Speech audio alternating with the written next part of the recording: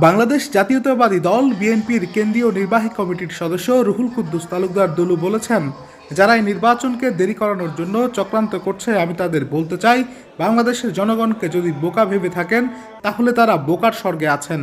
বাংলাদেশের জনগণ একটি স্বচ্ছ নির্বাচন চান, অনেকদিন থেকে ভোট দিতে পারেননি, তাই আপনারা অতি সত্বর নির্বাচনের তারিখ ঘোষণা করেন, কারণ তারেক রহমানের 31 দফার মধ্যে সকল সংস্কার রয়েছে।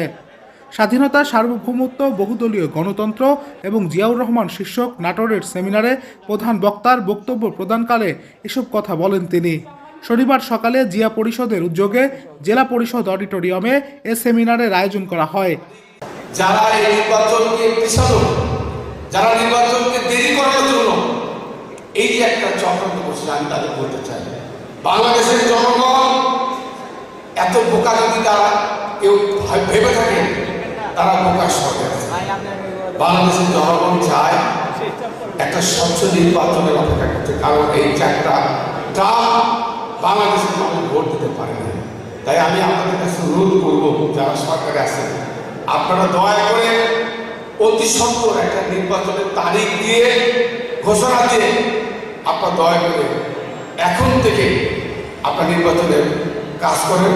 কারণ আমাদের নেতা তারেক রহমান 31 দফার কথা আপনারা শুনেছেন, 22 সালে দিয়েছেন। এই 31 দফার মধ্যে সমস্ত সংস্কার, এই বিচার ব্যবস্থা, সংবিধান, গণতন্ত্র যা কিছু আছে, পার্লামেন্ট, সব কিছু এই তারেক রহমান সাহেবের 31 দফার মধ্যে দিয়ে দিয়েছে। আমি মনে করি এটা দেখলে আর সংস্কার, যে সংস্কারের কথা বলা হচ্ছে, সমস্ত সংস্কার তারেক রহমান দিয়ে দিয়েছে।